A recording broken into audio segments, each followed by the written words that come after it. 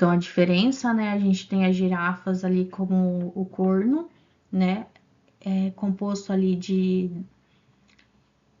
pele, né, revestido pela pele. Os cervídeos. As glândulas sudoríparas, elas são exócrinas, encontradas em todo o corpo, com exceção da glande e lábios, né, ou seja, a região do pênis e do lábio. É imersa na derme. Lembra que eu falei que a derme possui grande quantidade de estruturas, né? As glândulas sudoríparas são estruturas tubulares simples, formam um enovelado de 0,4 milímetros de diâmetro, secreta suor, composto de água, sódio, potássio, cloreto, ureia, amônia, ácido úrico. As glândulas sebáceas, elas são bolsas excretoras de sebo, substância oleosa, junto ao folículo piloso e tem a função lubrificante, lubrificar aquele pelo, né? Impermeabilizar aquele pelo. Então, essa é uma figura de um corte histológico, observado em microscópio. A gente vê a glândula sebácea, o folículo piloso, o músculo eretor do pelo. Tem também a glândula sudorípara, os órgãos odoríferos cutâneos. Então, são glândulas especializadas que estão presentes na pele e que secretam substâncias com odor. Então, a gente já falou das glândulas sebáceas, a glândula sudorípara e agora os órgãos odoríferos. Então, estão localizados lá na pele, tá, gente? Localizados em bolsa ou na superfície da pele. A gente tem órgãos odoríferos devido ao acúmulo de glândulas sebáceas. E por que eles não são chamados de glândulas sebáceas? Porque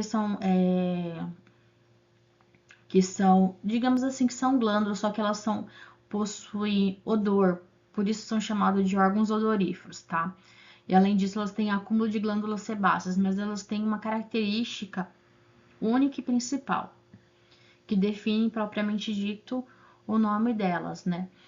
Esses órgãos, eles servem para demarcação de território, para atração sexual, porque eles contêm grande quantidade de feromônio, identificação de indivíduos, marcação de trilhas. E a gente tem entre eles a glândula perineal, tá? A glândula da base da cauda. Então, lá na base da cauda, a gente tem essa glândula. A glândula labial nos felinos. A glândula de chifre, da base do chifre dos bodes, né, principalmente ali. As glândulas localizadas em seios cutâneos, então a gente tem a glândula interdigital nos ovinos e no seio infraorbitário. A uropigiana, que eu acho que eu até falei anteriormente, lá das aves, né, também são glândulas, são órgãos odoríferos, tá? Possui ali grande quantidade de sebo, né, de acúmulo de sebo, que serve para impermeabilizar aquelas penas. Outro anexo, a gente tem os receptores sensoriais, que são diversos. As ramificações de fibras nervosas, encapsuladas ou soltas. As encapsuladas formam os corpúsculos e as soltas enroladas ao folículo piloso. Elas possuem função sensorial, ou seja, de levar um estímulo nervoso ali, né, de receber também aquele estímulo sensorial, na verdade. Elas são capazes de receber os estímulos mecânicos. Então, a gente vai ter os corpúsculos de Ruffini, corpúsculos de Pacini, bulbos de Krause, corpúsculos de Meissner, o disco de Merkel, que é terminais de folículo piloso e terminações nervosas livres. As encapsuladas a gente vai ter a Walter Pacini, que são receptores ali de pressão, uma pressão mais forte. Os de Meissner, que são uma pressão mais fraca, e de Krauser, que é de frio. Os não encapsulados, a gente tem rufino e calor, e terminações livres de dor. São diversos receptores cutâneos. Então, a gente tem de pressão forte, de calor, de frio, de dor.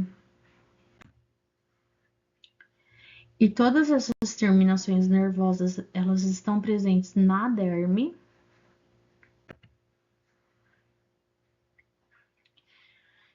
E como que ocorre o aporte sanguíneo nessa estrutura, né? No tecomento comum. Então, o suprimento sanguíneo, a gente vai revisar, que eu já tinha falado anteriormente, tá? O suprimento sanguíneo, a epiderme, ela é avascular, não há vasos sanguíneos.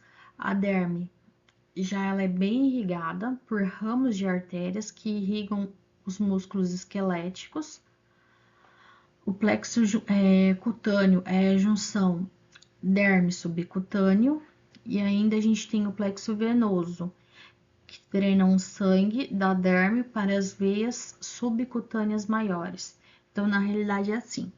Ali na derme, a gente tem uma vasta ramificação de vasos sanguíneos, que eles vão fazer a irrigação ali, a nutrição de toda a estrutura, através ali do plexo cutâneo e do plexo venoso.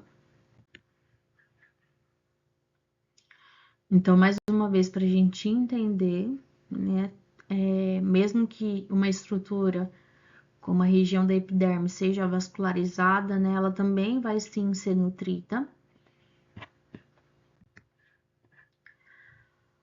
É importante a gente saber disso, né, e saber que existem colorações diferentes de pele que vão me dar diagnósticos.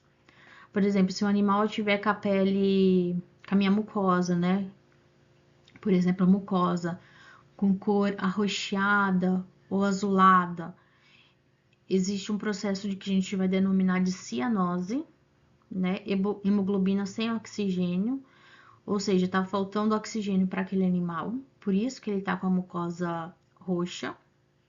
Icterícia é quando o animal apresenta a mucosa amarelada devido a um excesso do pigmento amarelo, ou seja, de bilirrubina no sangue.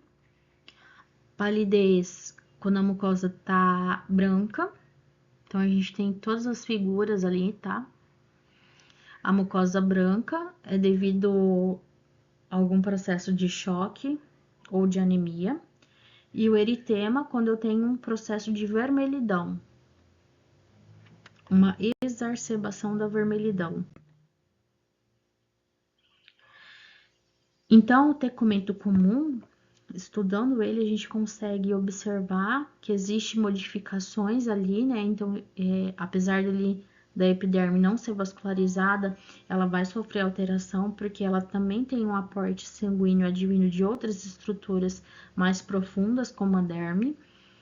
E existe efeitos também no envelhecimento no tecomento comum, como a diminuição das fibras de colágeno. Então, eu tenho fibras elásticas também perdem elasticidade. O tecomento comum, com o passar da idade, ela tende a perder elasticidade e diminui a quantidade de fibroblastos. Diminui o tamanho das glândulas sebáceas, aquela pele tende a ficar mais seca, porque a glândula sebácea, ela dá ali ela impregna o sebo, né, na pele, no tecomento, ou seja, há o ressecamento da pele, as unhas ficam mais quebradiças, os pelos diminuem ou perdem a cor. Eu encontro animais com manchas senis. Outro aspecto importante que a gente tem que levar em conta são sobre os processos de queimadura. São lesões teciduais produzidas por calor excessivo, eletricidade, radioatividade ou substâncias químicas, que vai causar a desnaturação das proteínas da pele. Com isso, eu posso ter lesão de primeiro grau, quando ela atinge só a epiderme, aí eu vou ter um processo de eritema, dor moderada e não há pápulas. Lesão de segundo grau, atinge a epiderme e partes da derme. Eu tenho pápulas, vermelhidão, dor e edema. A lesão de terceiro grau é destruição da epiderme, da derme e as estruturas associadas. Região entorpecida, lesão grave e edema. Enxerto pode ser necessário nesses casos. E é isso.